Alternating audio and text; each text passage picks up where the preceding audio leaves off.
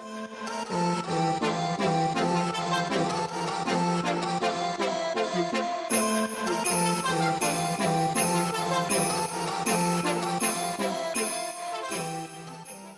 hello and welcome to the LaoisToday Christmas interview series. Today I'm delighted to be joined by McHugh and Marie McHugh from the National Ploughing Championships. I suppose a lot of things in life everyone know about, and the ploughing is one of them.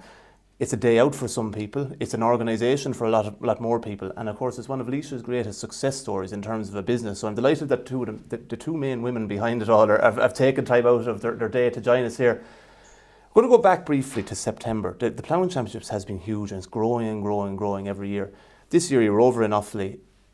You had an experience like never before, Anna May. You had to call off the day on Wednesday. You had to delay it first of all and then call it off. It must have been a surreal experience. It was indeed an experience because to deal with wind, you just cannot. Yeah. While we could deal with heavy rain and all of that, but with wind, it was such a dangerous area.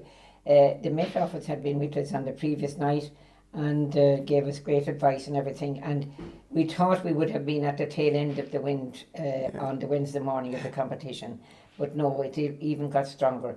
It was a huge experience for us and a huge decision to make because you had so many people. We knew that there were so many people coming on the Wednesday, and we knew that so many people other than that were involved in the exhibition area and the competitions and everything. But we were pleased about one aspect of it. Number one, that the decision was made to call it off in the interest of safety, and then we were able to continue with the ploughing competitions because there were no buildings near it. Yes. It was all the flag poles, the flags, the whole structure of the exhibition, and that was the chief reason that we had to call it off.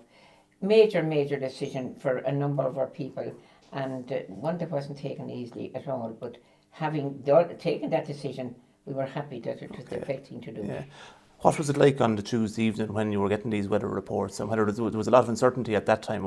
There was, and yet, like in close contact with Met Ireland, we thought that we would have got through with it, that the tail end would have been gone through, but obviously not. We got the tail end of it. It was very, very strong.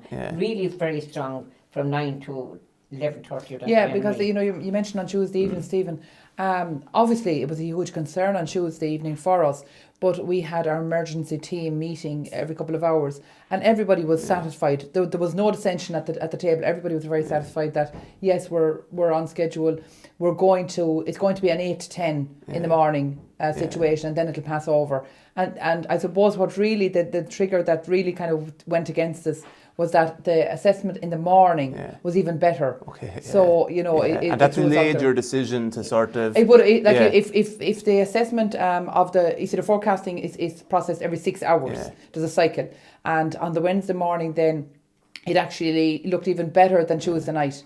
And if it had been saying, look, actually, this is looking like it might be bad, we just would have called it off on Wednesday morning. And it's hard sometimes for people to understand that actually is the way it happened. Out to say in hindsight, would you have called it off Tuesday night?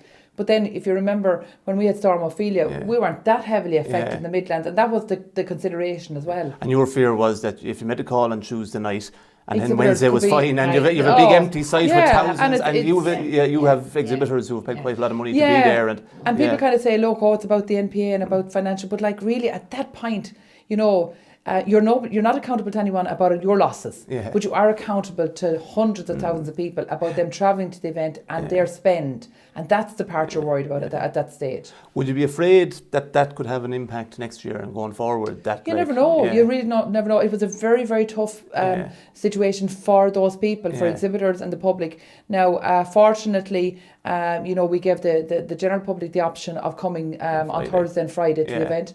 We gave the schools and colleges the option of returning their tickets, and because they couldn't change their day, and we just have to work with exhibitors, and hopefully, the many exhibitors have been with us many years, and the effect of the event and the attendance at the event and the impact of the event, that hasn't changed. So hopefully that will mean people will come back. We were chatting here briefly before we started filming, and my earliest memories of the Ploughing Championships are in Oak Park in the early 90s, and then in Ballacalla in 95 and that. And it was a much smaller event. When, I suppose, fast forward to one of the more recent ones locally was in Athy from 2009 to 2011. And I remember one of those years, absolutely massive crowds at it. When did the tip from sort of being a smaller sort of, it was always big, but what happened, or when did it tip that it was like getting 100,000 people plus a day? Where did that come about? Sometimes I was doing, when I'd been in college, coming up through the years, I'd be doing different research and different projects, and I'd always obviously pick the ploughing.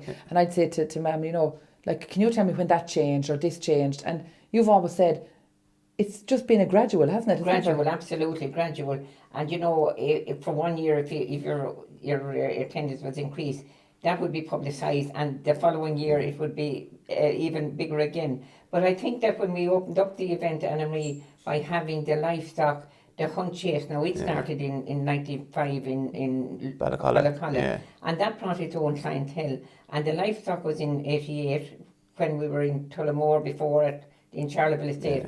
That brought the livestock people and the forestry. And when we opened up that, at one stage it was just machinery and ploughing, but that all broadened, and we introduced the shopping arcades later in the early 90s. And the shopping arcades meant that the business people there wouldn't be all shopping now, there would be big arcades. You'd have a business arcade, you'd have shopping, you'd have retail, and that opened it up for urban people. But if I was to be asked to answer your question now, I remember in 88 we had a Nissan Classic going through Oak Park, and that brought urban people that never was at the Ploughing Championships. And I believe, I would honestly say that they're still coming. From 1988, which is 30 years. The Nissan Classic went through Oak Park that time because it was an internal road. And there was a massive attendance. And things like, when we have the World Contest every 10 or 15 years. So, we had it in 96, we had it in 2006, we'll have it in 21 for our 90th anniversary. And things like that kind of bring a bit of an extra focus on the event as well. You want a kind of an injection every so often, It's like everything, I suppose. And you grew up sort of with the ploughing around your family and around. What are your earliest memories of it? I suppose the one thing that I noticed when I was very young was that we had a big family, as I understand it, because I didn't know for a long time that some of the ploughing people weren't my aunts and uncles, and everywhere you went it was kind of a big group. And when all my school friends hated the idea of going back to school in September, I was always, myself and my brother, we were happy out because we were only back maybe 2 weeks, 2.5 weeks, when we got a week off to go to the ploughing. So what was the bad time for everybody else was a good time for us. I wouldn't have earliest memories really, Stephen, because sure, Dad brought us when we were 1 year and 2 years old, so like it was always there. Always been there. And I even remember, I don't know what the machine was, Mum, in the office, but when you were copying, the photocopier. It was a handle. The roller, yes. You had to turn the handle, and it did actually a carbon copy of the whatever anime was copying. And that machine is the oldest machine I remember in the office. But look, the office has always been there from my early childhood. Where does it go from here? Like, you have 100,000 plus people at it. We had it on a Friday this year. I know when the Worlds were on previously, it touched into a Friday. Would you look at having it on a Saturday or Sunday? Well, now, that was often suggested to us, even in the most recent years. But what we would find, the World Ploughing is a 4-day event. And when we had that before in 2006, it was Wednesday, Thursday, Friday and Saturday. But we found that exhibitors do not want it for a Saturday because it's a children's day out and it would be lovely for the schools and everything else. Now, in latter years, we have found that the schools close anyway, or they get permission because they find there's an educational day for the school children. But the Saturday would present a problem for us for the national for the event. World. That'll be a good trial again in 21 to see is there demand. But for the exhibitors, the extra staffing, it's not something that we've big demand. You'll get maybe, God, from the general public, if you get 20 queries a year, there'll be a bit of a buzz sometimes in social media. It will die off. But I wouldn't say one exhibitor looks for it. No. But staffing would be a problem for the stands. You haven't slowed down from it at all. You're still 100% or 100 miles an hour involved. Is there any plans to slow down out of it? Or? Not in the least. No, well, I love it. I'm passionate about it, and I feel that I have grown along with it because when I came into it first, it was just all ploughing, and it was horse ploughing, and the tractor ploughing came along then in the very early 1949-50. But as you were asking Anna-Marie, how did she see it as a young person?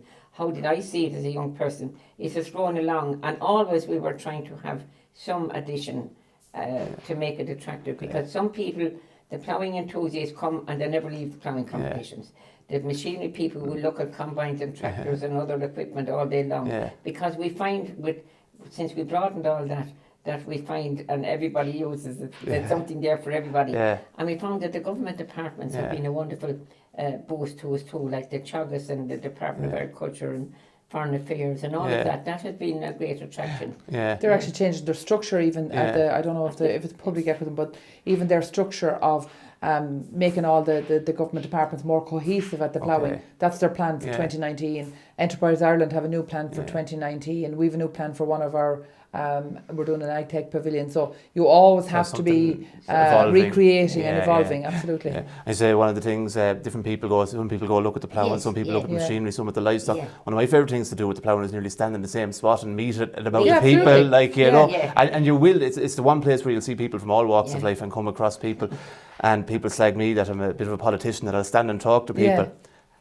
I'm sure that has been mentioned to you before. Have you been enticed into politics? You'd be a huge catch for any party. Like, we've had a presidential election. You would have been an ideal candidate for it. No, well, you know, when I was much younger, of course, people would say, why don't you run? You know, and it's one thing, I just, no interest whatever, none at all, because God, even I think a county councillor has a terrible life. The phone never stops ringing, and it's the same with the politicians. Look, if they say something, it's a few words that they say that doesn't suit somebody, they're back about it. No way, no. Yeah, so no interest whatsoever. You would have county Although councillor, all the TD. politicians come to us. And I remember 10 or 12 years ago, it's wonderful to have RTE coming to the event and giving the results from the event. Yeah. And they were recognised of something happening outside Dublin 4. I always thought that, but I have no interest in politics, whatever. I'm sure you have been approached, though, I'm sure. Oh, I have. Yeah. And you told them where to go. Yes. Yeah.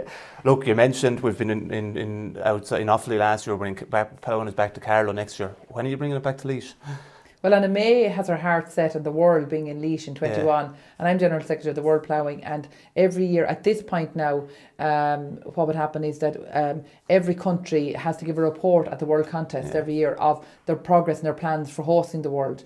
So Anna May gets up the last couple of years and gives the report in Ireland that it's under control and it's going to be in the Midlands. She hasn't specifically said where she wants it, but she tells the board. So we are looking, it's our objective right now to find the world site for 21. So there's a couple of places in the mix. Laois is in the mix, which is great. Good. Well, look, Anna May, Anna Maria, I want to really thank you. You've literally gone out of your way to be with us here today. So look, I want to thank you for your time and wish you every good wish in the future. And we'll be back, we'll be in Carlow next year, and hopefully we'll be in Laois in 2021 or the next time you're back here. So Anna May, Anna Marie, thank you very much. Thank you very much for having us with you.